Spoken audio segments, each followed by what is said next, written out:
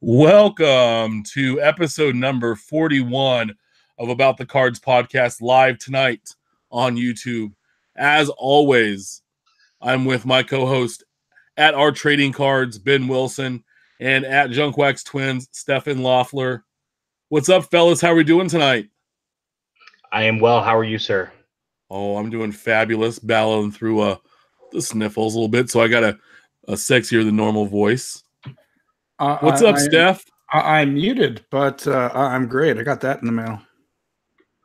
Uh-oh, is that Sue's card? It is. That's the one you want. If you can get her to autograph it. I can. All right. Well, you're famous, Steph. I am. Just to let you know, we are a podcast by collectors for collectors, hoping to bring you a smart and insightful podcast discussing trading card collecting. We're live every Wednesday at 8 p.m. Pacific Standard Time on YouTube. You can always follow us on Twitter at About the Cards. And you can always find us on iTunes, Stitcher, and YouTube. Just search About the Cards pod. Make sure you favorite, subscribe, and review, and let us know, and then you'll know when we have a show popping up and be able to follow us. So, guys, it's been a crazy week.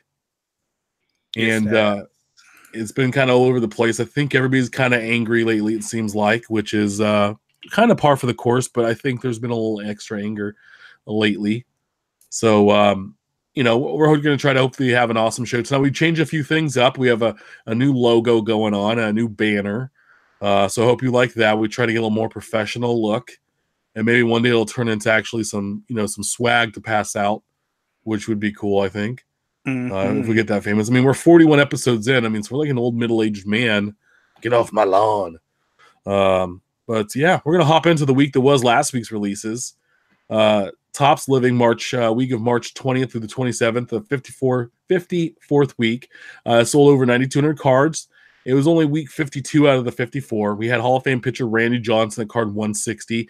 He sold a little over 3,300, placing him 134th out of 162. He is the second lowest sold Diamondback, and it was funny when I looked when the highest selling Diamondback was it? I already forgot it. Yeah, AJ Pollock. So yeah. I mean, he got sold by got Marte. So like really. We have card number 61, Brandon Lowe, rookie second baseman of the Rays, sold just over 2,900. He put them in 157th. And then 162, Enrique Kiki Hernandez, outfielder for the Dodgers, sold a few more. So he's almost at 2960, placed 156. We're at 963,000 cards sold. So we hit 9,000 again, which was good. We had one card hit 3,000. The other two got real close. So better than last week. But, still kind of ramping up into the season. I like what they did for this first week with opening day tomorrow. We'll get into that in a little bit. But any shocks, surprises, guys? I think Randy Johnson would have sold better as a Mariner. Yeah. Yeah, but how much more? At 3,100, does he go up to, or 3,300, does he go up to 35? 37, maybe? Yeah, I mean, a slight bump. But again, he's another prime candidate as to why these guys deserve more than one card, because he deserves a Mariner card also. Yep. And just to point out, we did not spell Randy wrong. It was on the tweet. We also had last week, we had 2019 Topps Inception Baseball come out, and then 2018-19 Panini Cornerstones Basketball. We changed up how we're going to do new releases hot off the presses. So we're still going to cover Topps Living, but we've kind of cut back on some of the information that we're going to provide. If you want us to have more back, let us know. Or if you want us to change some stuff up, let us know. We want to get more fluid through this part of the show and provide more commentary and content of what's going on in the hobby rather than deep dive in and products. That information is available. Really good stuff every week by Ryan Cracknell. You can usually just type in the brand or the release and the year, and it pops up, and great information. So this week we have Topps Living, the 55th week. We had card 163, the second Bryce Harper, outfielder of the Philadelphia Phillies. He's our ninth Philly. Card 164, Sean Reed-Foley, rookie pitcher for the Blue Jays. He's our fifth Blue Jay. And then 165, former MVP, Ryan Braun, outfielder, Milwaukee Brewers, the fourth Brewer. He takes the Brewers out of only having 3 cards. Now the only 2 teams left for 3 cards only are my Kansas City Royals and the Detroit Tigers. So hopefully we can get a George Brett soon. The simple fact that the Tigers, of all teams, don't have 6 or 7 by now, at least 5, is kind of ridiculous. Yeah. Yeah. It's So yeah, come on, guys. We also had 2019 top. Real quick, I like the Harper card. It looks good. Quick turnaround for him. I'm not as mad on the Harper as I was on the Rental Machado card that they gave, which is still bullshit. Anyway, all right. 2019 Topps Gypsy Queen Baseball launched today. 95, 90, or 97, $98 a box, 24 packs, 8 cards per pack, 2 autographs. You're going to get a 320 card base set with those last 20 being short prints, and I think they're all veterans or retired. I mean, retired or Hall of Fame players. Yeah, they have Chrome cards, and Dylan Bundy, he's got 2 base cards, my friend. He did. He's got card 142 and card 232. So he's got 2 base cards, and Cracknell sent out a tweet. I'm like, what the heck? Like, how do you miss out? But it seems to be maybe they made a late change in the checklist, and somehow he ended up still on there twice. I don't know. I like the Gypsy Queen style and design.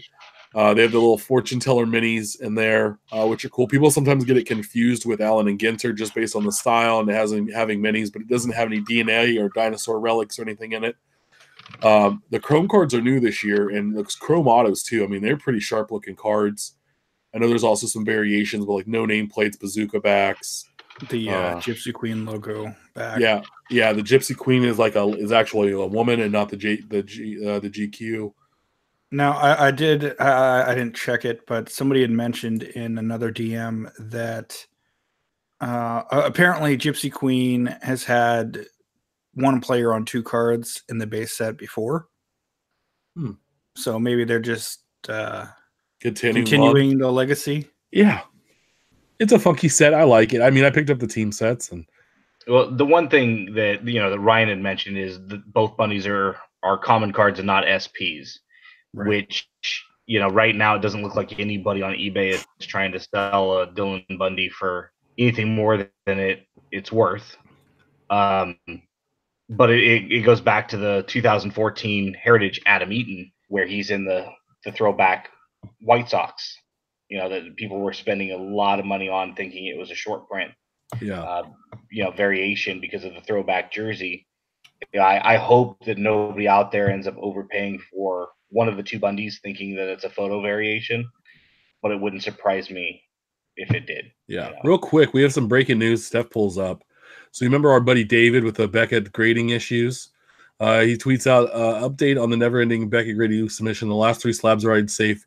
BGS either hates me or they finally learned how to ship. The never-ending sub is finally done, and it was just a ton of packing peanuts, wrap, everything. So it finally, the 3rd time's a charm. He's got all 9 cards graded and non-damaged cases. That's cool.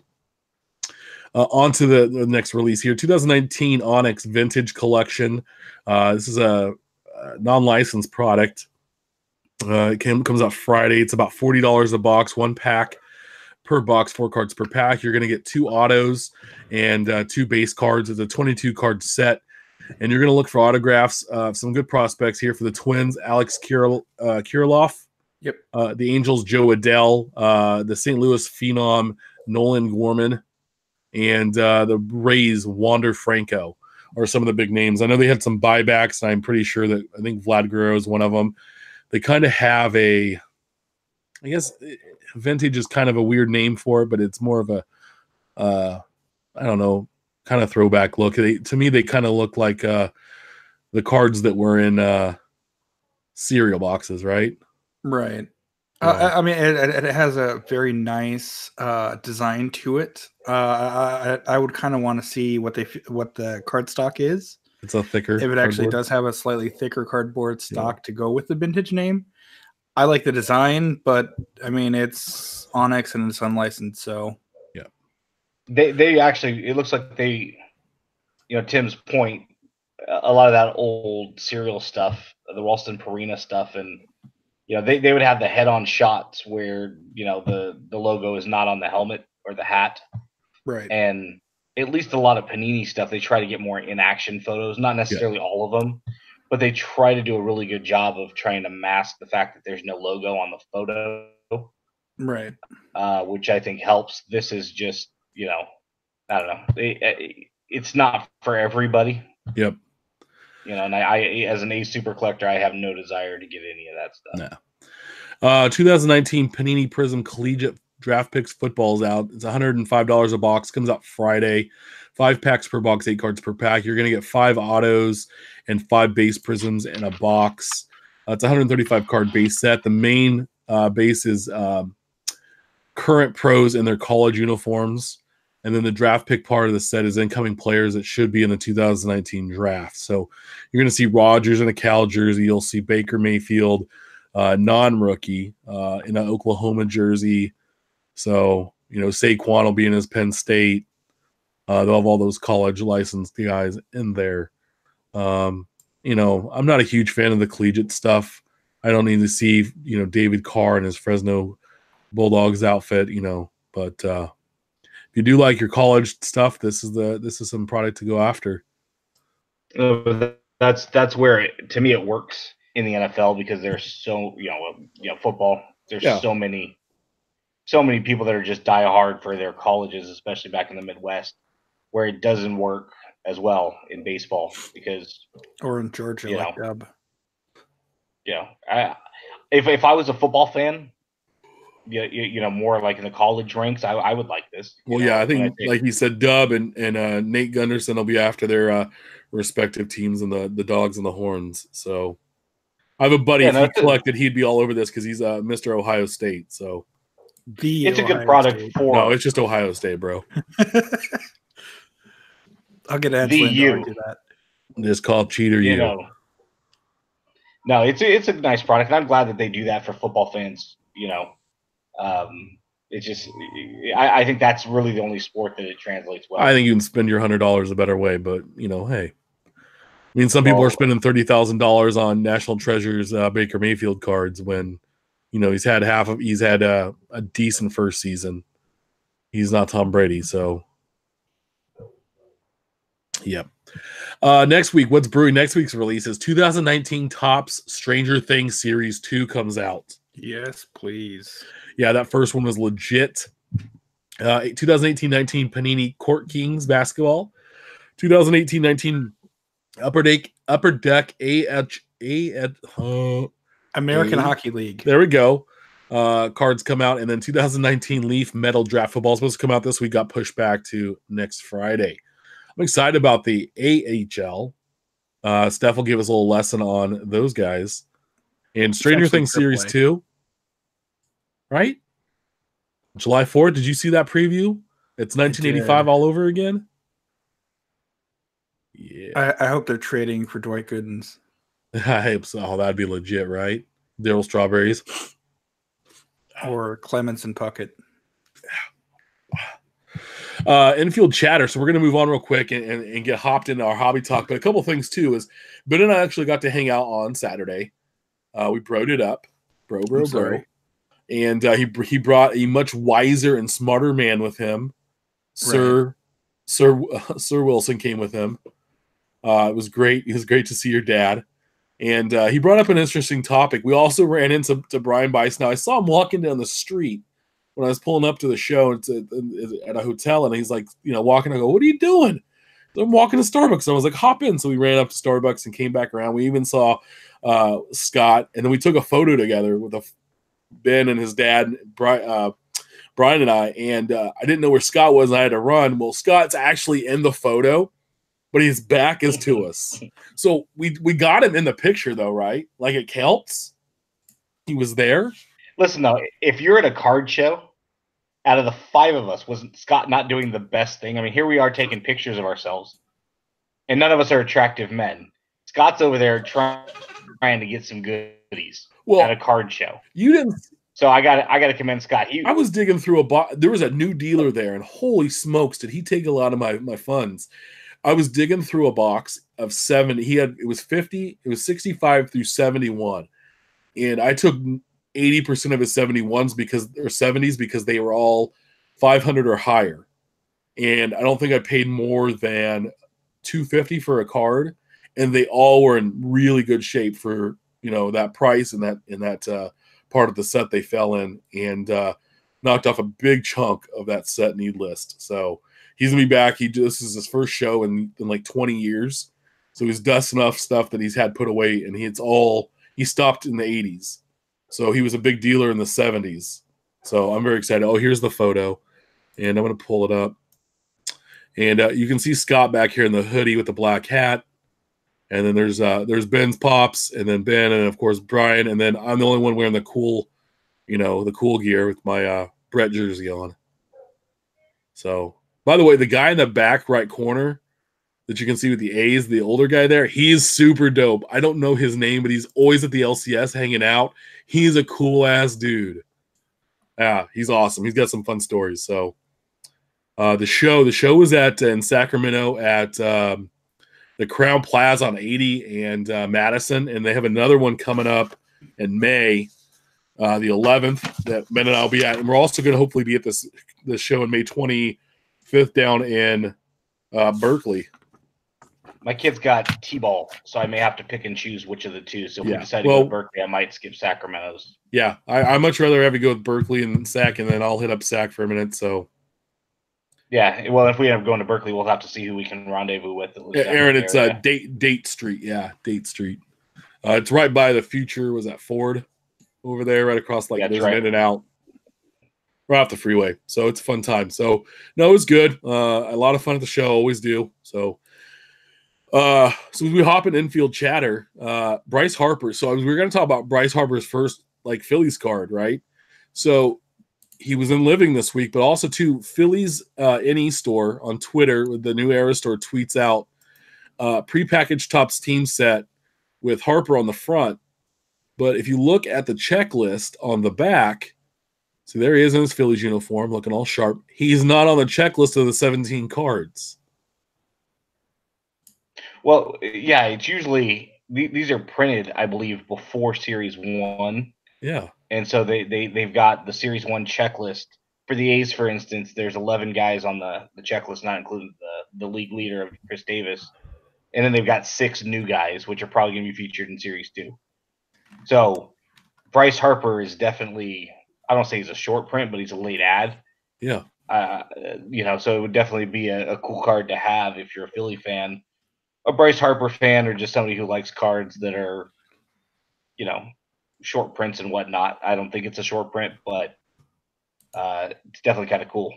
It's cool that they got him in there.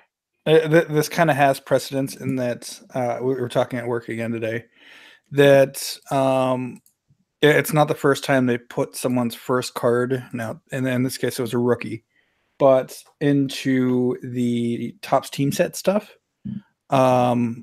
Because apparently, due to the license, they can only run a rookie after the season starts.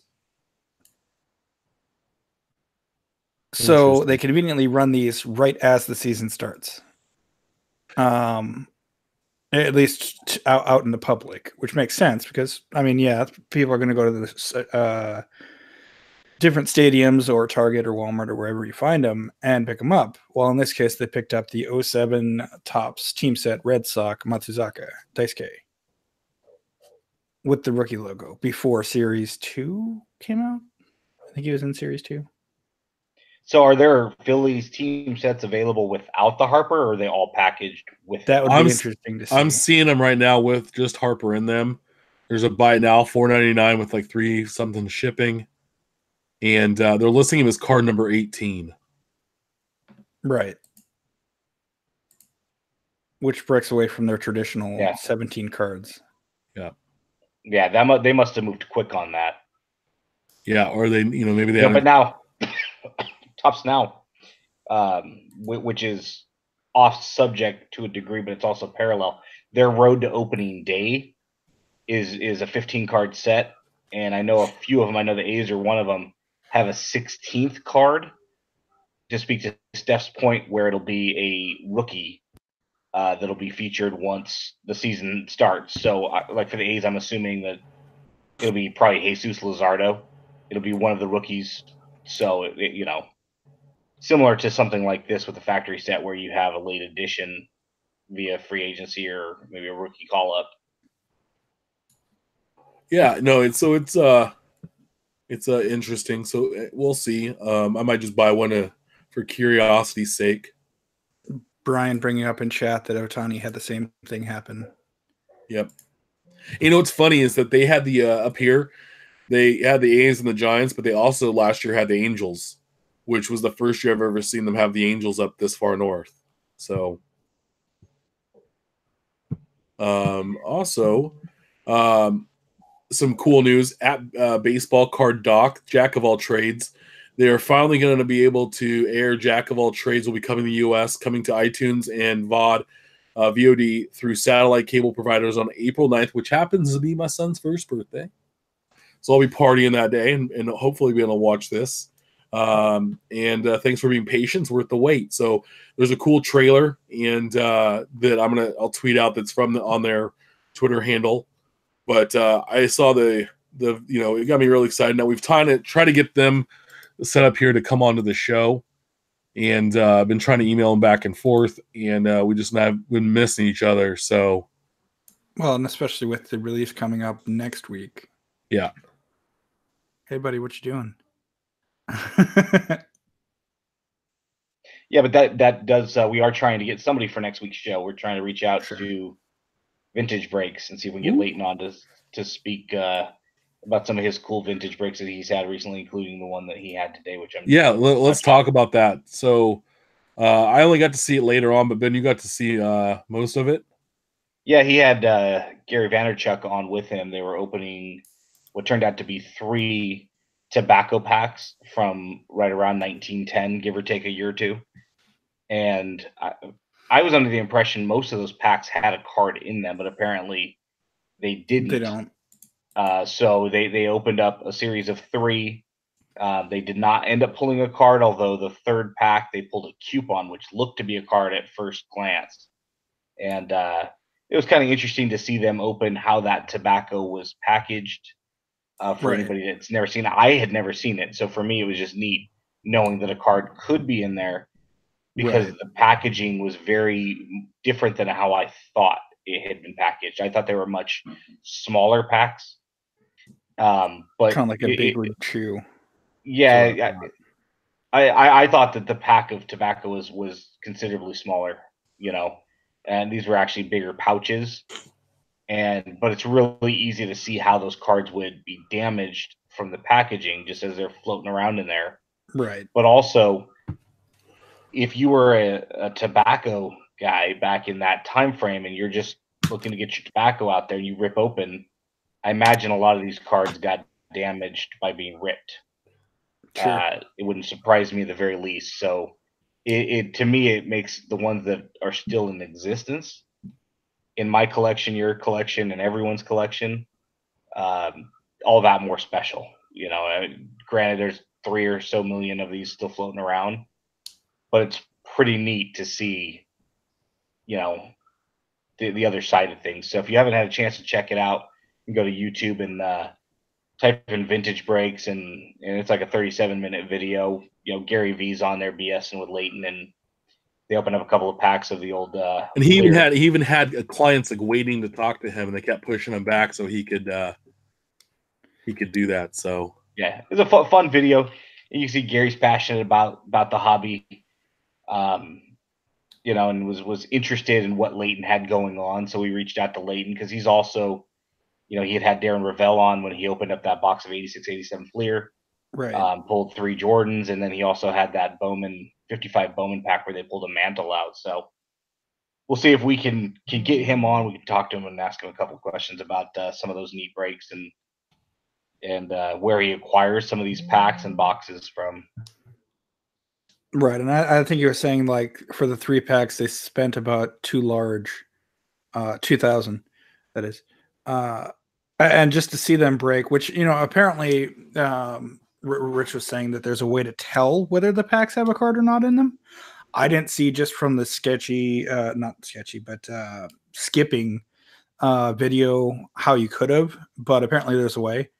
But it was definitely an interesting, like Ben was saying, to see where and how those things came about. I mean, they're over 100 years old.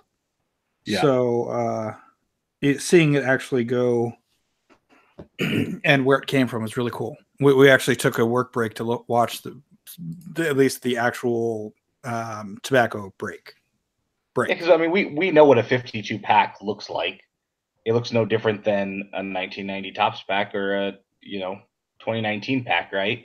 It's very few variables between year to year when it comes to the packing of cards. This was a completely different experience because these weren't card packs; they were tobacco packs, and it was really neat. I had Bentley and Heather watch it with me just to kind of look at the nostalgic aspect of it, because it was a piece of history that was being opened. Oh yeah, it was super cool. Something also cool that happened this week. At new show friend Chef Chris 49er did it again. He built the 2019 Inception Ramon Laureano full rainbow. So we talked last week how I think Ben, you said he picked up the black one, but here they all are. Yeah, no, I had seen the Laureano and I'm like, man, I wish the blacks were like at a 99 or 150 or something because they are sharp and there's a reason for it, right? There's only one of each card. But I was a little envious because this isn't really the kind of product that I'm going to delve too deep into. And no sooner did I see it, like an hour later, he hit me up on Twitter and goes, "So, I just got this." And like 4 days later, he has the whole rainbow. And somebody, after he had posted it on Twitter, somebody's like, "Didn't that product just come out last week?" And he's already completed it. And it's like, if you're lucky enough, in his case, to get that one of one immediately, like he did, then chasing the rainbow becomes a lot more desirable. Yeah, and a lot easier to complete it. Because even if you end up overpaying for some of the lower numbered ones, like out of 25 and 50, you're the you only have one. incentive. Yeah, you have the incentive to do it where, I picked up the base Floriano and stopped. I don't need any of the other colors. If I ever get a chance at a show, I'll pick one up maybe, but I'm not going to chase it. But if you get that one of one, you feel obligated. Like after I got the McGuire Superfractor from Brent, and then one of the reds out of 5 came available, it's like, I have to overpay for this card potentially. I have to have one, and there's only 5. Yep. And when will another one populate? So I need this one because it's in front of me. Yeah, super duper cool. So 2 back-to-back releases with rainbows. It's pretty awesome. Yeah, when I showed the factory set last night of the A's because I put it in a binder.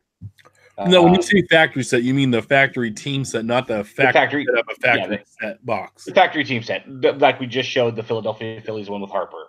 I showed the A's one, and Chris immediately hits me up. Hey, is there any colors out of that? Because it does feature Laureano, and that's going to be his guy. And I'm like, no, this one doesn't have colors. Right. It's just the card. So I said, and really, it's the same card as the base. You don't need one unless you want one that's. Well, yeah, if it's one of the, I'm just speaking specifically to his card. Laureano was featured in Series 1 and opening day. You don't need the factory team set card unless you want the one that's numbered differently, because those ones are numbered with the team initials, in the Oakland A's case, OA-1, OA-2, and so on. Well, and that's the thing with those team sets. Sometimes they're a different photo as a preview of something for Series 2. Sometimes the crop is slightly different, but for the most part, they're the same card. Yeah, and I'd say 12 with the 17 are probably identical. In Chris's case, because I know he was chasing some of the Donruss Rainbow, I think he was trying to complete that one as well for Laureano. And so I don't know if he's going after every Laureano card, like as in a Tanner type super collector, or if he's just going after the ones where rainbows can be completed, and but no, it's really neat, and he's a good dude, and we've been chatting quite a bit lately. Yeah, he's my go-to A's guy now. Well, I didn't sure, have but anybody to send my A's stuff to, and if I do now, I have found one. For what it's yeah, and if worth, you, it looks like there's a 1, a 25, a 50, a 75, a 99, and a 225. yeah, and what's interesting about it too, talking to Chris, you know, the base ones are much better than the RPAs, which Loriano also has an RPA. I don't know if he's going to try to chase that rainbow as well. But what's interesting is these ones, I believe, are all on card, and the RPAs are all stickers. Yeah, a lot of times when you have material in, These are stickers. they're stickers. Are they? This one looks like it. That one, there might be. I've got one right here. I'm going to take a look and just double Yeah, check, usually when there's If you have one in hand, yeah, check it. Yeah, usually when there's patches though, they are stickers. Yeah, mine right here. I've got one. It's on card, but that doesn't mean all the parallels are on card. It might just be. Maybe it's the holder giving it off a weird glare. Yeah, and I want to hit on that real quick. But yeah, it's interesting. You know. Well, I wanted to go back to No, Gypsy go Queen too, because this is kind of news more than it is in talking about the release. So let me get that Potograph had posted some photos of some mock-ups and some actual cards of the Gypsy Queen autographs, looking like they had a crease where the autograph is. Yep. And it looks like it was designed that way as a, like normally they have like a, on all the autographs, if you pull up this Loriano here that Steph has shown still, it's whited out space. And so it looks like it's been kind of erased away, so you know where the autograph should go. Now on the Gypsy Queen, there's kind of like a line. It's hard because of the design, and it looks like it's just a design element to kind of know where the top should go. The top part of the autograph should not cross a certain line. Right. And so they went back and forth on that. And I just want to know what your guys' thoughts were on that. And also, too, I want to dive into the chrome a little bit because Gypsy Queen's never had chrome before. So first, real quick, like, what do you think about the autos? Does it matter? Does it bother you? Is it? I'll let Ben go first. I picked up a couple of autos today from Brent, so I'll be interesting to see once I get them in hand, what they look like. But as long as there's consistency and every auto has it, it's just what it is for this particular product. You can be a fan of it, you can not like it. If there was just some that had it, like say the base ones had it, and then the color refractors didn't, that's when you start to get into, well, why was it this way and not on this one? But yeah, I mean, I could see people, first thinking that there was something wrong or a flaw in a particular auto card. But as we've learned, if it's consistent across the product, then it's just the design. Like it, don't like it, you're not forced to buy it. But the way that Gypsy, as Steph is showing a picture right now of Otani, as we see it, is you have this area towards the bottom of the card for the player to sign on, and it's kind of faded off. Yeah, and this is the line that we're talking about, right about his waist. Yeah, so to have that line there, it's probably not necessary, but as long as everyone shows up, I'm okay with it. It's up to you whether or not it's enough for you not to want to buy it. Well, and we saw it last week with the Reggie Jackson, where he was signing some of the cards. That's usually they'll ship out with a huge stack of cards in a white box, naturally. But they have a demo one that says sign here, sign here, sign here, sign here. So not knowing that, you could understand where the confusion would come. That, hey, what's this? I mean, it almost looks like one of those like kids books where you have like the cut lines. Yeah. Which is what I thought it was. It looked like anyway. But if that's the design, it's an interesting, weird design choice. But as long as it's consistent, I mean, here's what Topher was talking about, the cell sheet digital mock-ups. Well, it's a little late now. Well, speaking of Topher too, did you see his long hair? From a couple years ago. You haven't seen it? He posted a picture of a couple years ago where he had long hair that he cut and donated. Man, is he dreamy. I saw that and I'm just like, dude, you look like a member of NSYNC, dude. Oh, wow.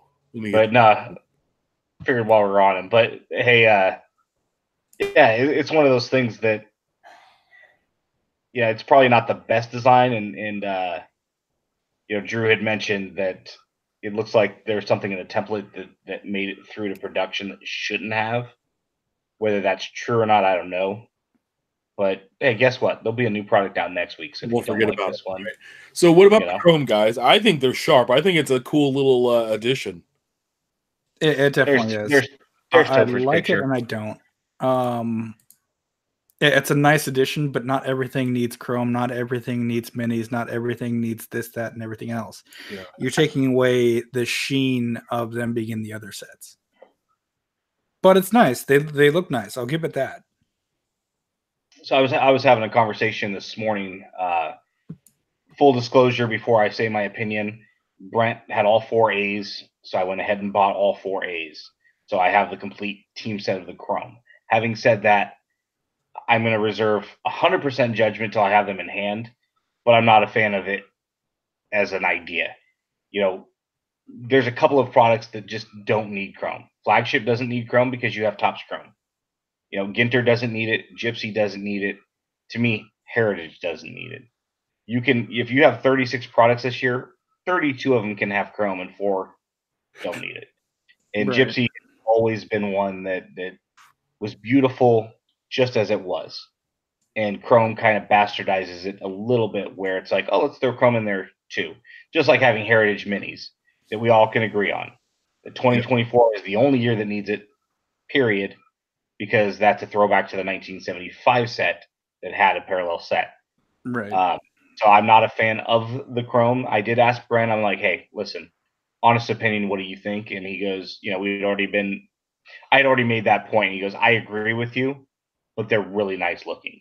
So I think ultimately that's what I think a lot of hardcore traditionalists are going to say. I think all 3 of us are there. It was unnecessary, but they put them in there, so we have them. So now what do we think of them and whether or not we're going to collect them? And I think ultimately we'll all agree that they're going to be really sharp and good-looking cards. And like I said, I went ahead and bought all 4, so, I'll be a hypocrite in, talking on both sides of my mouth. So yeah, I mean, you can. It's one of those things about it's only 4 cards, and you can enjoy them, but again, you don't have to be like, oh, they should do this every year. So maybe this is the year that they do it, and they don't ever do it again, and then And it didn't cost me that much. I think most of them can be had for a couple of bucks a piece, depending on the player. So as a 4-card A's team set that costs $10 to $12, and maybe a little bit more if you're buying them all individually on eBay. Let's say a $20 bill. Yeah, okay. But it's going to be one of those things that out of sight, out of mind. If Brent would have came back and said, dude, these are all going to cost you $15 each, I'd have been like, cool. Throw those up on eBay and good luck to you, brother, because I'm not the buyer for that. Yeah. So I think a lot of the cost is still inexpensive enough. Although he just tweeted me while we're on air, and he's like, dude, a red refractor metal sold for $60. He goes, so I'm like, yeah, probably not going to be able to complete the indigo parallels this year and the green parallels, which are retail only. Probably just going to be too expensive. Yeah. At some point, you got to be like, I'm only going to do this color parallel. While we're here, I found the... Yeah, see, last year I was able to get the... I got the base, and then I got the indigo, and I got the missing black plate last year.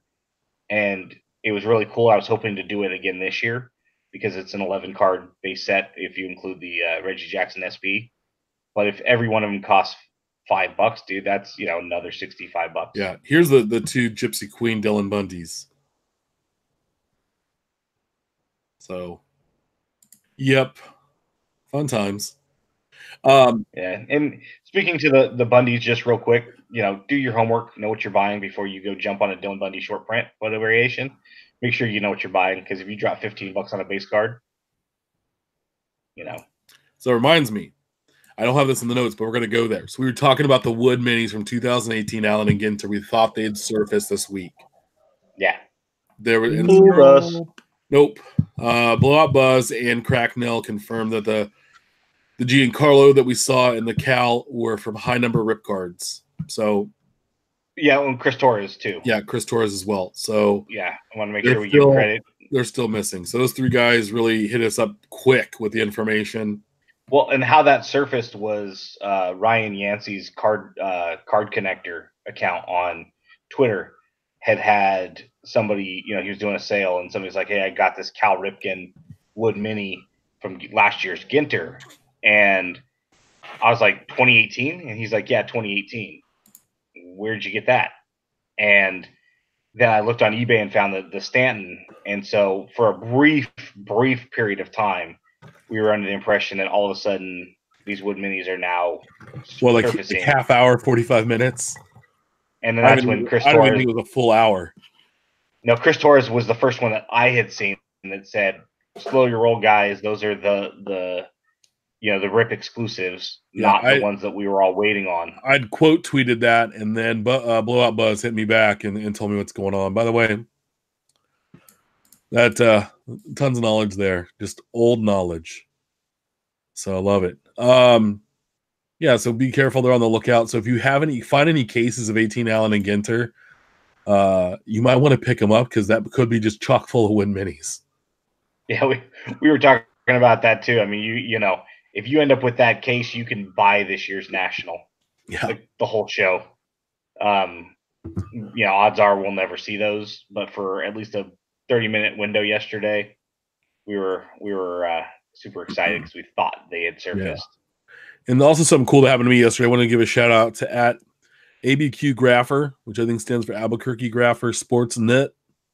Hooked me up. He had a bunch of autographs that he went out and did with the Rockies players, and he actually got a couple of Garrett Hampson autos, and he actually got the 819 Topps rookie from Series 1 autographed, and I commented on it, and he's actually going to just send it to me. Nice. That's awesome. Yeah. He said, "I saw that you're collecting those," and I was like, "Dude, what do you want? You want me to buy it? You want to trade for it?" And it's not like I couldn't reach probably out to him through my buddy and get some autographed. But his first opening day is coming up tomorrow. I don't want to be that dude, and so the fact that he's going to send me one right now, I'm super stoked. Sports not his back. Sorry, straight thought. I'm very excited. And I made several trades with him back in the day. Yeah, he must have got a new account. While we're off topic, throwing out shout outs. Throw a shout out to Once a Cover, our friend Matt. Had some red foil A's that he's going to send to me and Brian to split, and I'll get him some Trout and Ohtani and Acuna rookie cards for those. But I appreciate the generosity of him sending those our way. Yeah, no, I know. There's been a ton of packages heading our way lately, and it's been awesome. Just I love to do those bulk trades, and I was able to help a couple guys knock off some sets this week with a bunch of the 83 and 84 Fleer and Tops I have. So that's been fun, which is pretty cool. So we always talk about Tops Living. It's kind of been a set that came along as we did, and we've adopted it, I think, quite a bit. I don't know how many other podcasts talk about it like we do, but it's always leads off our show. It's always a big topic. And, I've been enjoying collecting the rookie cards out of it, and Ben's picked up a handful here and there. And I know Steph's gotten the Twins that have been in there. But Topps sent a tweet out. And I was a big fan early on of Topps Now. And I did buy some Royals the first year. And on a couple special dates, like my wedding date, they hit the Royals and the Giants both had a Topps Now card. So I bought those. The day my son was born, I bought one. Of Jake Junis last year. And so I got excited, and I was like, those are cool, remember the dates. But now they're doing this Topps Now Future, a new way to collect and win. Get more details, and there's a link here. Topps Now Future cards offer fans and collectors a chance to win big based on the results of the 2019 season. Top as the future cards feature a player and possible future moment on front, and a variety of variable prizes and scratch-off redemption and codes on the back. Each Topps Now Future World Series card features the MLB team that wins the 2019 World Series, has a code on the back. It can be entered on Topps.com to redeem a prize and indicated on the back of the card. Enter your code. Here's the link. There's 3 cards a pack available for 2 weeks or while supplies last for $12. So basically $4 a card. Exclusive prizes include the 2019 Chrome Topps Now World Series 20-card team set, There's also base. There's base, and there's not a handful of numbers, 99 to 1, and the mystery player on card autographs, which are numbered from 50 down to 1. This is a bastardization of Topps Now, Topps Living, Topps 150th anniversary, Throwback Thursday. Like, I get it. You found a cool niche, but how many times? It's like multiplicity, right? With Michael Keaton. Michael Keaton. So he clones himself, and then the clone clones himself, and he's not as smart, and he's little. And then they keep cloning. By the end, the clone that's cloned himself, 8 times now is licking walls, eating paste. So I was talking with a lot of smart people. I often dumb people, and they'll know this. Yesterday, I'm a big subscriber when you're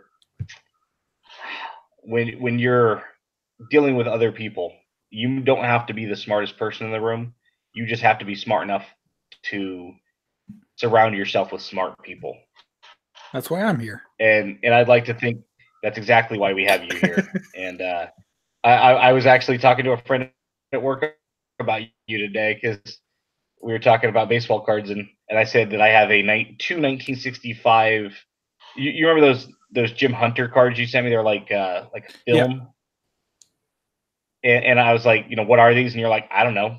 Do you want them? I'm like, yeah. And I'm like, but you don't know that they exist yet. I have them in my hand, and you don't know what they are. So do they really exist, or are they a figment of our imagination? Because if you don't know, then they're probably not real. But so we were joking about that today. I was like, this guy is like literally the encyclopedia of cards. But no, I was talking with a lot of our friends who are smart yesterday. Mark Hoyle, Bo at 1 Million Cubs Project. I don't know if Matt got into it, but we were all talking about this Topps future. And eventually, Mark had tagged Twins Jake as well to see if he was interested in buying any of these packs. And the thing was, the conversation we were having amongst all of these smart people was we couldn't really figure out how this stuff was going to be packed out, and if it's something you're going to want to pick up and scratch now or scratch later, or if there's any value in holding off on it. Or do you collect one scratched, one not? Do you get to pick which ones you want, or is it going to be like Topps Now, where order now and you get these 3 teams? Yeah, and there's some kind of a value in holding off on scratching it because you might get more cards down the road or something if your team makes the postseason. Or a better chance of it if you wait. And, there's 90 cards on the checklist, and each team has 3 cards. And my question was, are these going to be packed out by team, which would be neat. Sure. If you buy, I guess you have to buy 3 packs at a time, and so you don't know what you're getting. But I think it would be kind of cool because this would be a really neat set. I opened up a pack and it was all Brewers, all Marlins, and all Phillies, as opposed to a blend of the checklist. I thought that would be kind of cool. So would it just be a team set? So it would be a team set pack, and if you're buying a minimum of 3, but the thing was, we were all discussing this and we couldn't figure out exactly what Topps was trying to convey with this set, which as collectors is not only frustrating, but when it starts to make you feel dumb, right? It's like I know how to read, and I know how to write, and I know reading comprehension, and I had to read it multiple times, and I discussed it with smart people, and none of us could come to a consensus of exactly what this is. It makes you think like somebody overthought this and just kind of shit it out, ran with it, threw it up on the website. Yeah. They've been doing they have been doing some cool stuff. I don't understand this. I don't. I liked when they did the home run cards, playing that game. Sure. Like that from last year. That was kind of neat. I didn't scratch any of them off because I was like, oh, I got a Trout, and I'm like, I don't want to scratch off the Trout. Sure. Yeah, but when you start to factor in on demand and Throwback Thursday so and online exclusives and the Montgomery Club and all this stuff, it's like enough is enough. I mean, the Montgomery had their second release apparently this week, and I looked at the checklist and there were no A's, and I'm just like, thank God. because that stuff's going to be overpriced, and I don't even want to be tempted. Yeah. There's only one twin, and it's a Rod Carew auto, so screw that. Yeah, and we talk about the Throwback Thursday, and we never really have talked about that on the show, but it seems like it's the same 10 same team, same players, right? The Twins have yet to have one, and they've been issuing that set for 2 or 3 years now. I had they released a Ricky Henderson, and they've had 2 on demands, the black and white set that came out a few weeks back. But right, I ran the numbers in Excel last year, and there's probably 6 to 8 teams on the top heavy. The Nationals, the Cubs, the Yankees, the Red Sox, the Dodgers, and a couple others. And then the players were all Trout and Harper and Ohtani and Kershaw. And it was, you could take the top 6 teams and the top, say, 12 to 18 players, and they made up 70% of the Topps Throwback Thursday, which is a weekly set where they pick a design, a lot of times from hockey or basketball or football, or even non-sport, or non-sports, and then they put 6 players. Once in a while, they'll have a dual card, but yeah. Anyway, the Throwback Thursday breaking up to you just too, Tim, or and then the on-demand stuff. It just kind of shows either Ben's having a stroke, or there's on-demand black and white cards I now need to go buy. Ben, hit refresh. You're chopping in and out. Yeah. No, two things I wanted to hit on. Yeah. One, it looks like if you go to add quantity, it doesn't allow you to select a team, which, surprise, surprise. But 2, they do have a checklist, and it seems like if you win at a certain point on what quantities, it doesn't mention how, I'm assuming the World Series, you get a base 20 card team set numbered to a few different levels, and maybe an autograph at multiple different levels. But essentially, and I'm agreeing with Stale Gum and Grits here, it's like a lottery ticket. You scratch it off. If you get lucky, and if your team does well, the team that you get, who knows what team you get, you might get something in the future. I miss, you remember a Stadium Club in the mid-90s? I remember this because my friend and I had started opening some basketball then, and I want to say it was 92, 93, or 93, 94. And if you pulled the team card, NBA championship team card or something to that effect, and that team won, there was a prize you won. And you would redeem that card. And he had the Indiana Pacers. And, here in Sacramento, Aaron Case is 93, 94, yeah. Super teams. There we go. Cardboard icons. So you have smart listeners. And so he had the Pacers, and here, the Kings weren't good at all then. And so the Pacers were pretty decent with Smits was coming up and Reggie and these guys. And so Del Luff was on the team and Chuck Person. So he became an instant Pacers fan and still is today because of that card that he could have won. I don't even remember what the prize was. But it was super cool. And I remember Collector's Choice Football had like win the week. And I remember collecting that like it was going like the sun was, never going to rise again in the 95 season. And I ended up crashing the game or whatever it was called and ended up with all these team sets of guys that I sent away from. And they were awesome. Right. Like, and that's actually what I was going to hit on was the baseball set Upper Deck did like in the mid-90s, like the predictor. If your player hit a home run within a certain time frame, you got a certain something special parallel. And I think Panini's done similar, where if you were among the first 100 people to send in the set, you get a special foil version of the set. Yeah. Or you remember the Shaq redemption card in 92, 93 Upper Deck? I don't remember it personally, but I've seen enough. Yeah. I watched a guy trade an Emmitt Smith 91 Top Stadium Club rookie for one of those. And at the time, like that was like world blown. It was a big deal. So we'll follow up with this. I'm not excited about it. I think it's a dumb thing. And, Cardboard Icons in the chat says so much on-demand online exclusive now. It's like they found a loophole to get around the number of or products they're allowed to make every year. So sure. Well, and it used to be that back in the day, if you had under a certain amount of subjects in the release that it didn't fall underneath the purview of the Players Association. So that's why in like the 80s, you'll see a lot of the sets with like 8 to 10 players, because it was under the whatever threshold was with the Players Association. Yeah. That's probably why a lot of those Woolworths and Toys R Us sets 32 card, 40 had card. the same guys time Right. and time again. It's just like rinse and repeat. Yeah. But you know, one thing too about this particular set before we move on, in light of the 150th anniversary on-demand set that they're doing weekly, it's like one this week too. We've seen how little those are selling. So it begs the question, how much of this stuff, this future stuff, is really going to come out? I mean, I'd love to get the 80s cards. Don't get me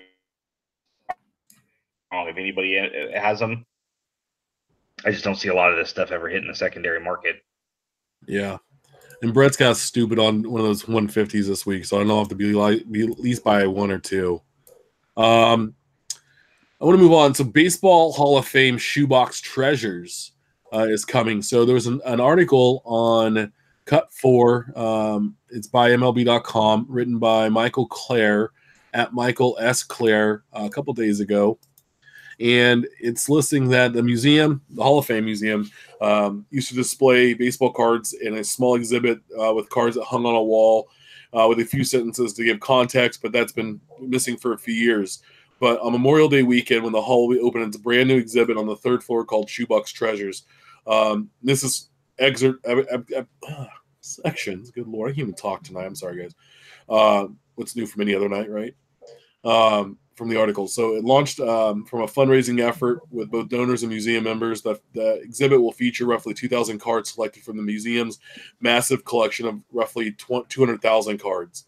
Bro, I got more than 200,000 cards sitting behind me. But they have nicer ones. That's probably true. I know at least when we went in 2016, they had a few Honas and this card that I have up on display. I don't know. Who's Mike Yes. Mental?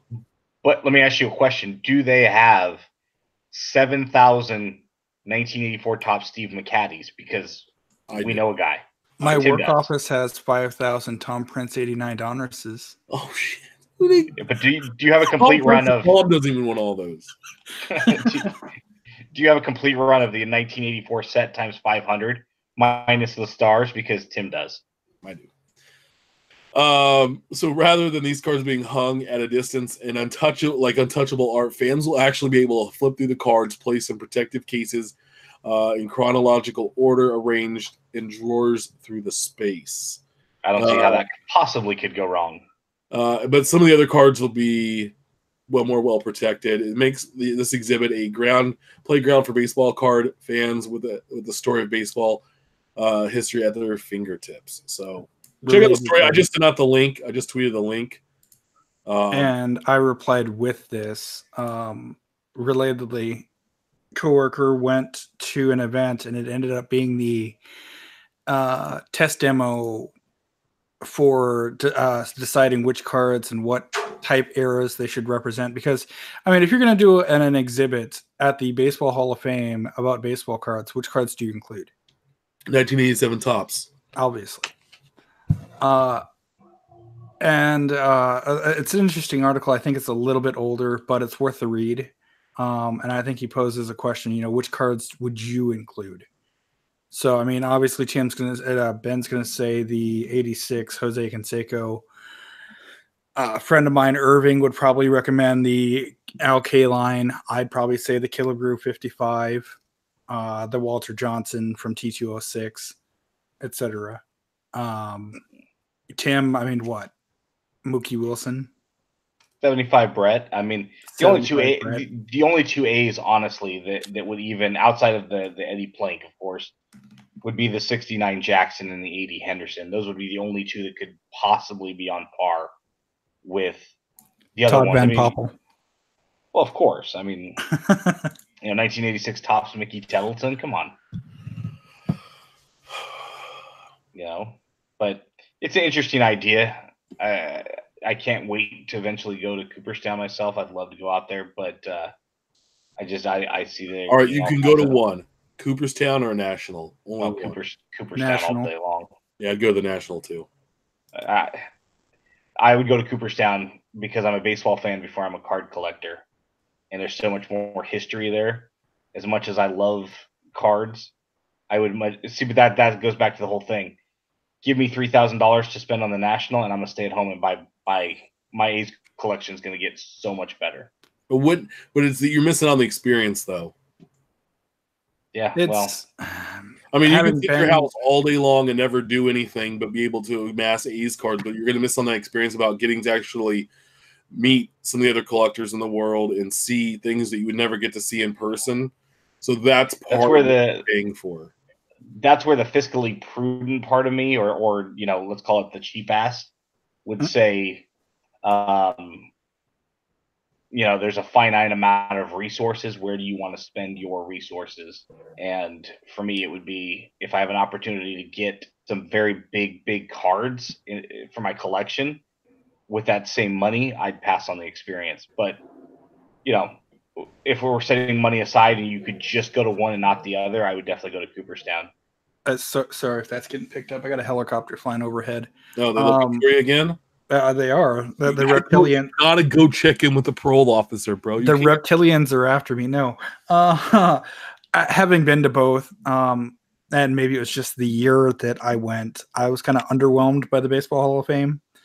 Interesting stuff, but it was more like an exhibit type, where you go to see, well, here's the tallest, shortest players. Here's the most home runs, here's the ball, here's this, here's that. Where as opposed, I was expecting to see an actual museum where, here's 80,000 bats on display, or the one thing that blew me away, they had Walter Johnson's locker, which is cool to see, but I mean, once. Whereas the National, everything rotates and changes and it's different, and there's different people. Sometimes there's different people year to year, and you never know what you're going to see. See, but the question is, if you could just go to one, are we talking about you get to go to every National? Or we're just talking about you get to go to one National, one time? One National, one visit to the Hall of Fame, National. See, but that's also where you're a little jaded because you've been to multiple Nationals. I've not been to either one, and I'd pick the National. I think I'd have more fun at the National. See, my problem would be once you get to Cooperstown, you're not really going to spend any money outside of room and board. When Stop at Mel's Diner. You go to the National, I wouldn't trust myself there. No. I mean, hell, I dropped a bunch of money this past weekend at a local card show on a bunch of crap I didn't need, including a Triple Threads Mike Moustakas. Which I have. Which he has. Yes. Because that's what we do. So like 20,000 Royals cards and all the sort. Topps Inception. So we're gonna cover this. We're right at an hour, and we have we're gonna talk about Inception real quick, and then buying, selling, do's and don'ts, kind of some etiquette stuff that we're gonna finish up the show with that we've been going back and forth on. But so Inception came out this last week, and it's a product with 1 pack per box and 7 cards per pack, right? So in a case, you're gonna get 112 cards total. That's it, 112. So. And not every team is represented in the same way. We talked about that last week, how there were 2 teams that didn't have any representation at all, and a handful that had like 2 cards, and the most of the Yankees like had 9 cards, right? So it's not equal opportunity for a team to get pulled. So people went back and forth, and there was a case break, and it was brought up that, hey, I didn't get a card in that case break with, I think it was with Topher, right? Cracking Whack. Yeah. I think so. Yeah, it happens in case breaks, especially a product with a limited number of cards. It's not like you're breaking Series 1. It's not like you're breaking opening day. If you open a case of National Treasures, the same thing's going to happen. There are tons of spots that are going to go hitless, and that unless they just sell there's 12 cards or sell in 12 spots. They sold this by the team, and usually teams are priced based on how many cards or what's available in the product for that team, right? So I don't see a problem with this. You know what you're buying into. It's a gamble anyway. It's like going in and buying a box. No matter what Asterisk, you should know what you're buying into. Not everybody does, and that's where problems occur. But again, most people are smart enough to figure that out. But there are some dum-dums out there, and there's dum-dums everywhere. So I ran the numbers after it came into question about Topps collation, and somebody questioned whether or not there should be a card, and I had made a card for every team. You should come away with something, and I made a comment.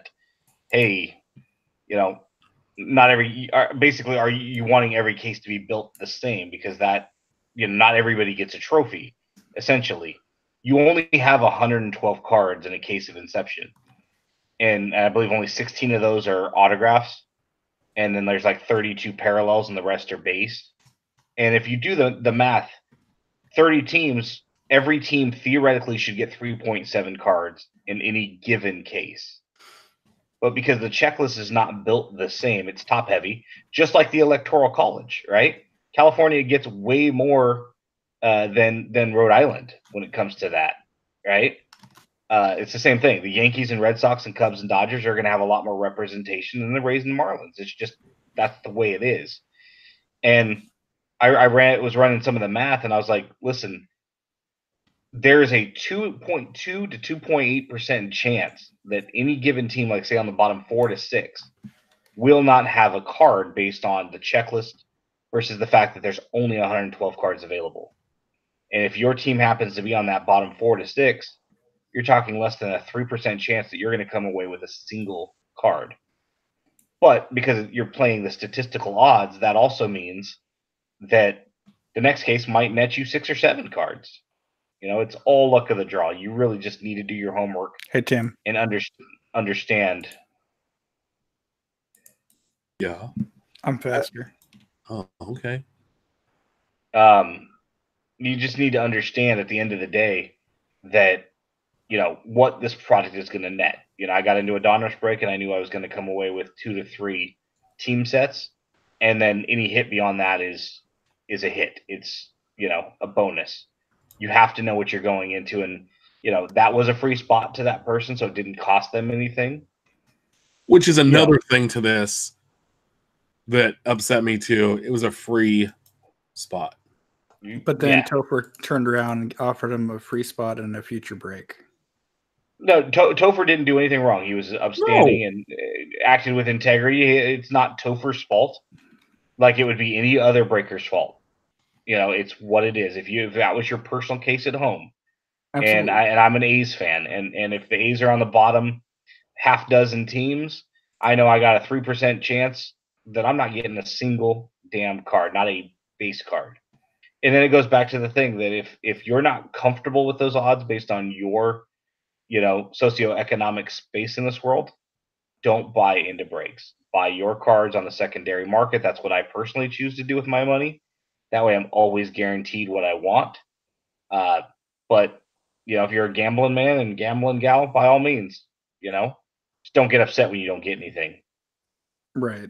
And understand if you do get something, there's other people out there that didn't. It would be nice if they could. However, this is Topps and Panini and everyone else that we're talking about. So good luck, especially in a slightly higher end product like Inception.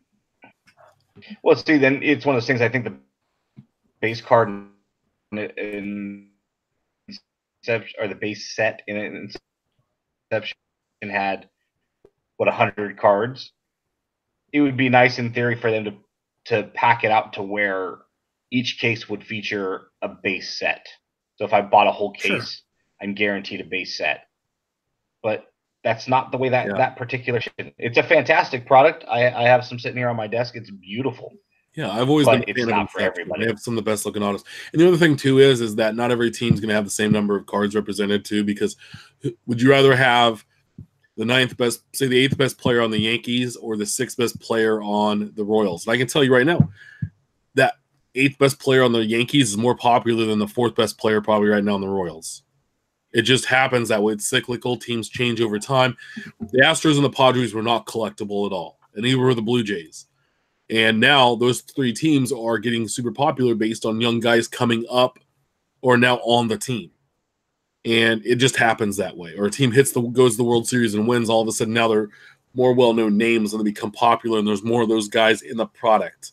because they're more household names. That's just what's going to happen. So, yeah, just understand your product, do your homework, regardless of what you're buying. And it kind of goes back to the whole Dylan Bundy Gypsy Queen. Know what you're buying. Understand that there are 2 base cards of him. That way, you're not overpaying for a false listing, even if it was not done with malicious intent. Just understand what you're buying. If you don't like Inception, move on. So smart guy in the chat, Brian Bice tweeted or actually sent us a message here saying, "Why don't we put out a poll?" And so Steph threw out a poll, and I actually went back and tagged the National and the Baseball Card Hall of Fame in there.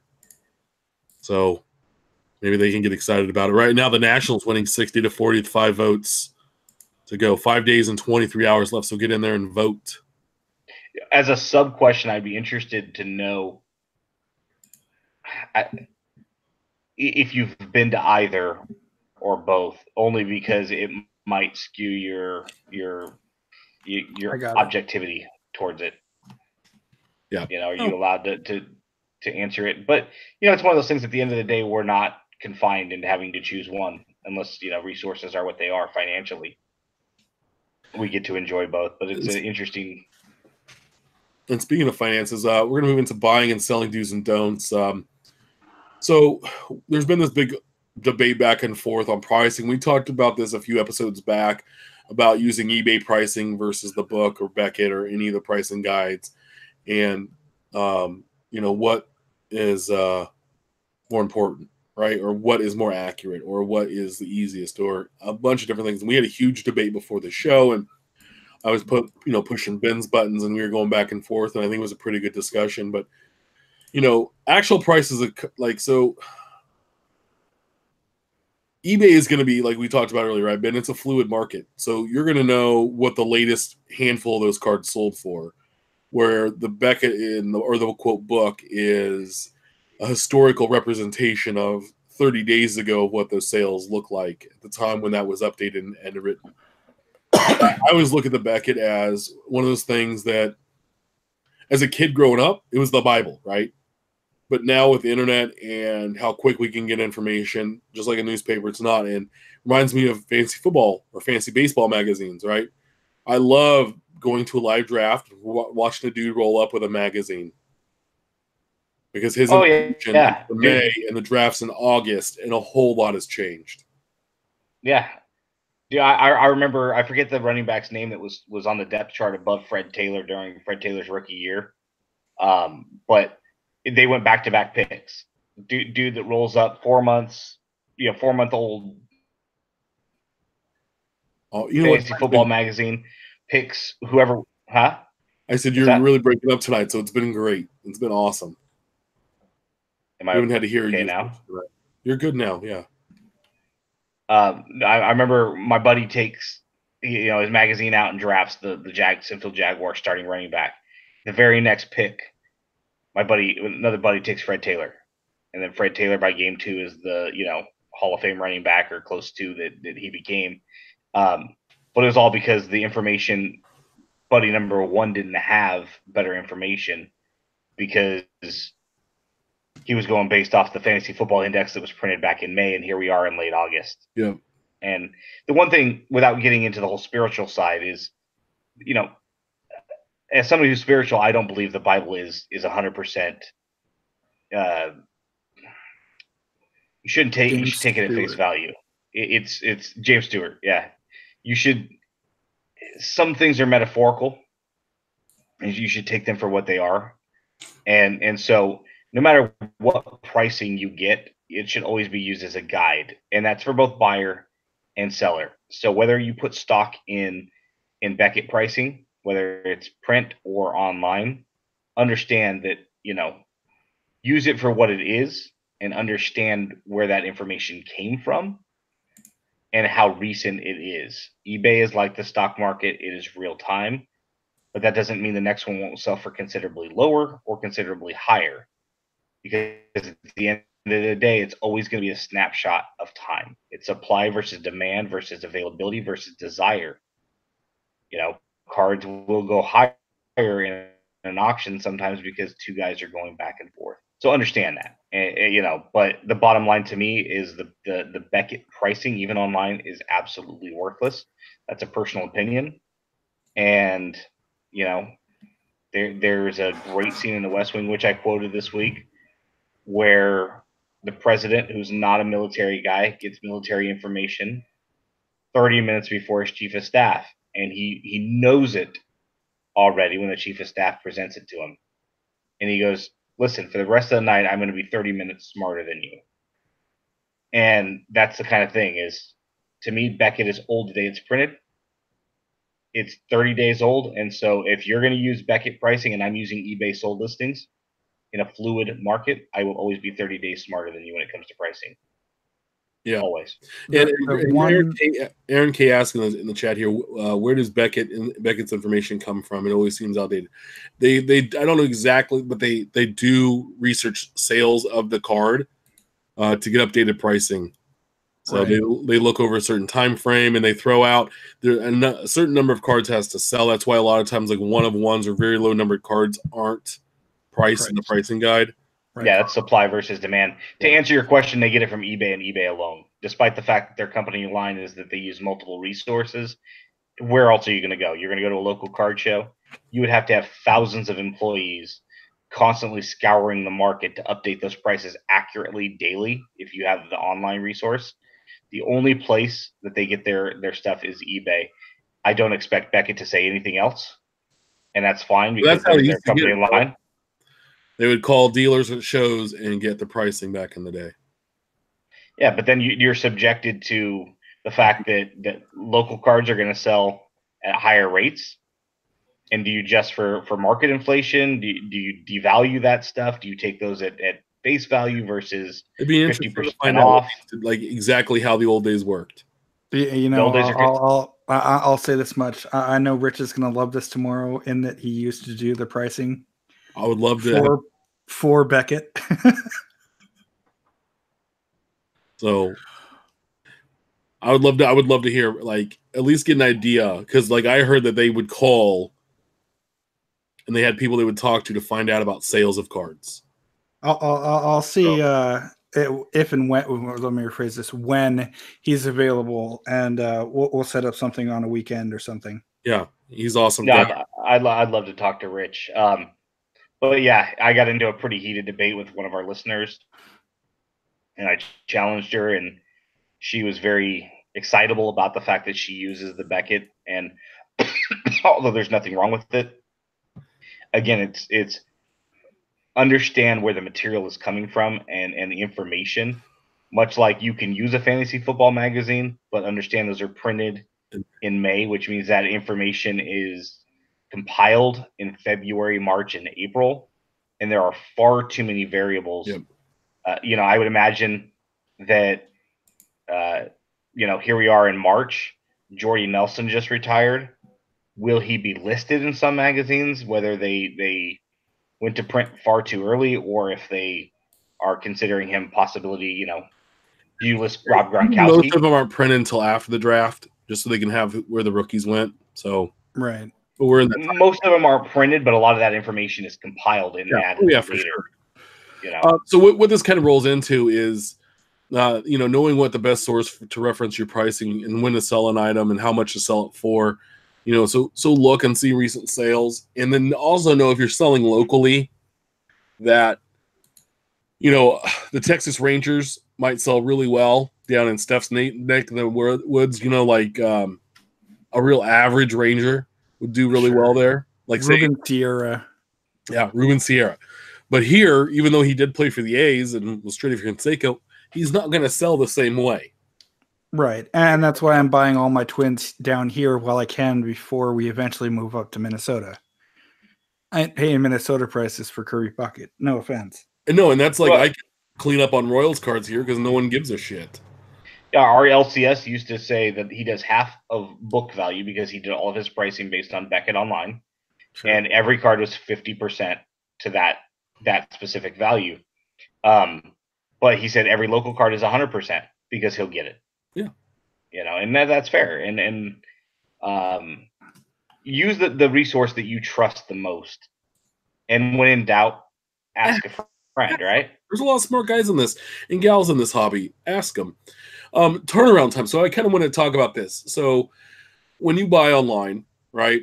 Most, we're really talking about buying on eBay. If there's a buy it now, and you're the buyer, and you submit a buy it now, and it's best offer, right?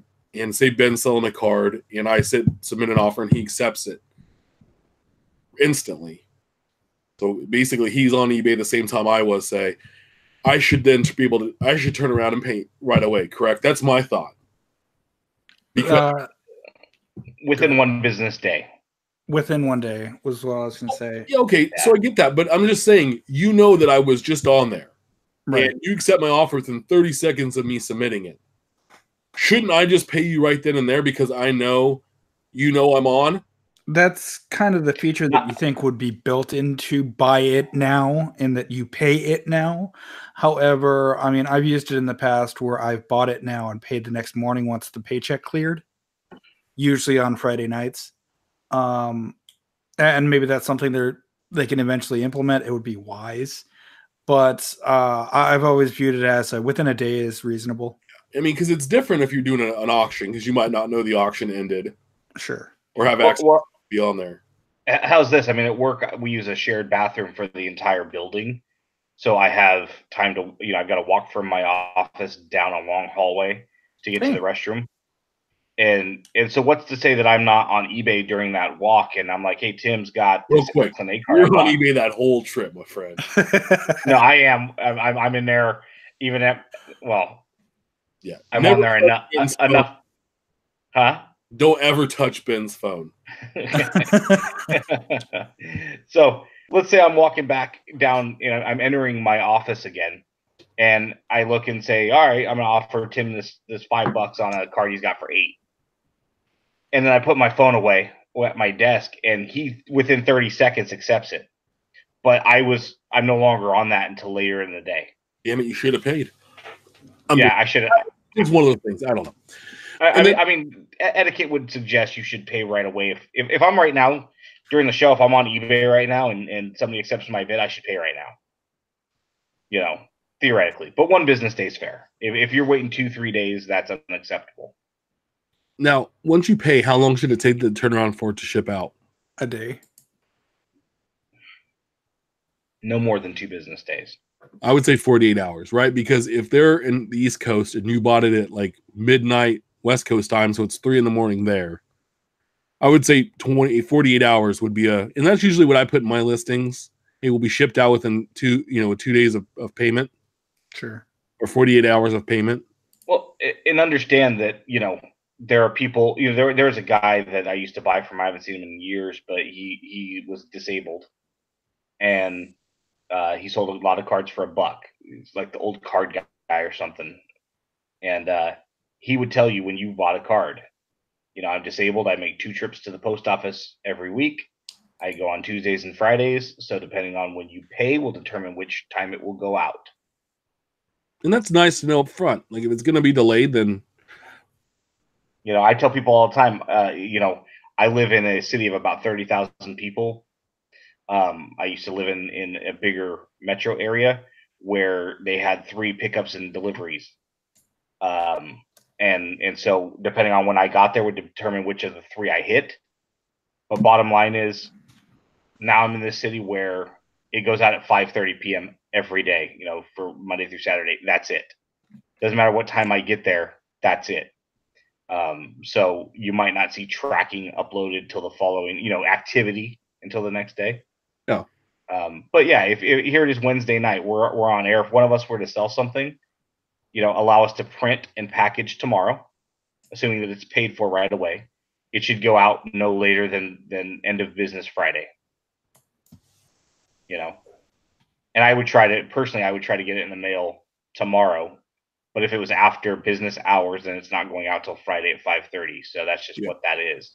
And what about guys that say they have a card that they do an auction on and they start at 99 cents, but normally shipping now with the increased cost, if you include the cost of a bubble mailer and maybe the top loader, $4 for shipping.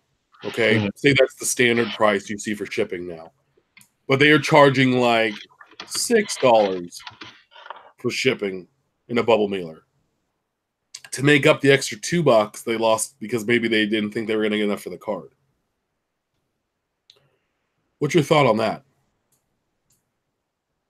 You're kind of screwing over your potential buyer just to make up for your 99-cent card.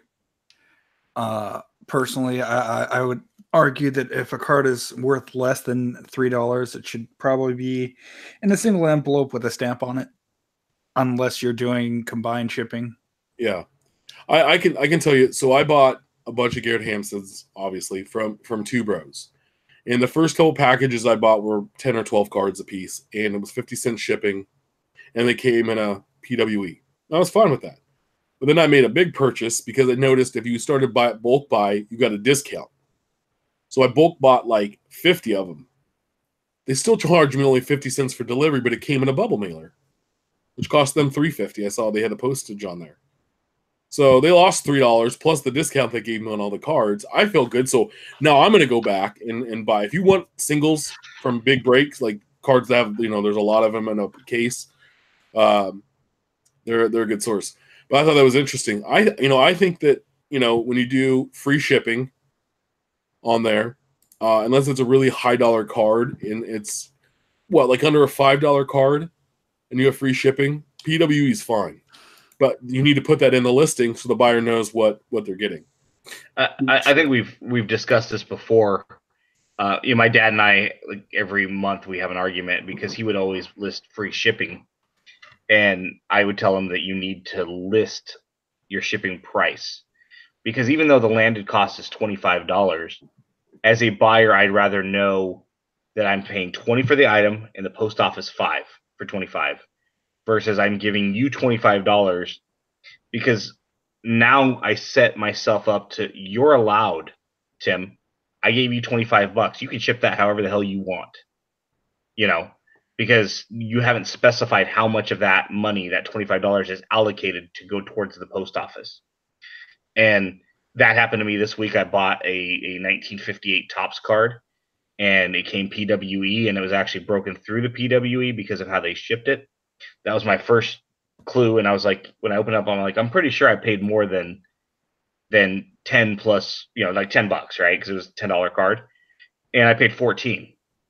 I'm like, oh, no. I paid $3.94 for shipping. That's the money that's allocated to go to the post office to get it to me. And the guy threw a stamp on it and a PWE and pocketed the difference, and I called him out, and he ended up giving me a $3 refund. But my thought is, he's going to be doing this over and over and over again. And there are going to be a lot of people that don't say anything.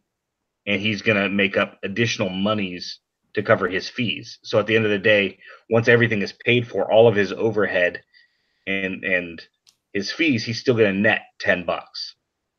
And that's not fair, because he's basically stealing money from unwitting, buyers. And it begged a sub question that was brought by our friend Jenny, and she's like, basically, at what point on free shipping do we expect the seller to start going to a bubble mailer? I would say $8 to $10. It's a single card. Yeah, she said 20. She's seen up to 20, and I was like, no, that's way too high. If I pay $20 on free shipping, it's a bubble mailer. So the question is, if I paid 19, 18, 17, 16, when you get down, what number? And I would think 10 to 12 on the high end. Everything under 10, I would expect probably a PWE. Well, Aaron K asks you is, what about when you buy a $2 card and they're charging $4 shipping? Do you expect it to come in a bubble mailer? Hell yeah. Yes. If they're charging more than $2, it better come in a bubble mailer. Even $2 is in but that gray area. Yeah. If it's $3 or more. Yeah. Oh, for sure. So it's one of those things. The best way to ship stuff is if you have a PayPal account. And most buyers do, and most sellers do or should. There is a great link where you can actually to go to PayPal and do the shipping, and you basically get the discounts that you do as an eBay seller to ship it out. And you can pick all the different styles. You know, their flat rate boxes or packaging. You know, the bubble mailers. It's awesome. Like that's all I use anymore. I don't even bother with anything else or going to the post office. I print all the postage at the you know, off my printer, stick it on, and send it out. And it's great. I'm pulling it up right now. If you go to if you just search like PayPal and shipping label, you should be able to pull it up and find the link. But it's a great resource. Yeah, it's paypal.com/shiplabel/create. It's awesome. Yeah, real quick, a friend of my dad's he doesn't include. So if I'm paying $5 for an item, I'm paying $5, right? $5 is exiting my checking account. The way he looks at it is, I paid $1 for it, and I gave the post office $4 to get it to me. And so, to answer Aaron's question, that's kind of how we should look at it, right? Is I'm paying $4 to the post office. That money does not belong to me anymore, nor does it belong to Mr. Seller. It's not his money either. He has to use that money to purchase postage to get the item from him to me as part of the transaction. So although the hard or landed cost is $5, think of it that way when you're purchasing. What's it going to cost the seller to get it to me? Yeah. And again, $2 to me is kind of that gray area. You probably shouldn't be charging $2. You should either be charging like $1 or $3. Yeah. And it's really that communication where you don't have to say, I'm shipping this in a bubble mailer or I'm shipping this PWE. Dude, if I'm paying $1, it's coming in a plain white envelope. Yeah. If I'm paying free shipping, I'm just going to assume it's there. Oh, and to go on that, use PayPal. And if you don't know the person, if you're buying on eBay, you know, you have some protections. But if you're buying on Twitter, God, if you're buying on Snapchat or Instagram, good Lord, good luck. Good luck to you, my friend. Or Facebook. Just gonna leave this up there. Use PayPal and use goods and services.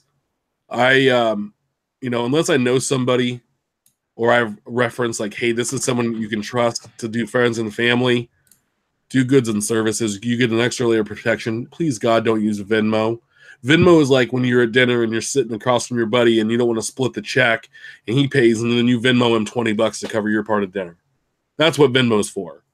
Venmo's for like, oh, hey, you filled my car up with gas when you borrowed it.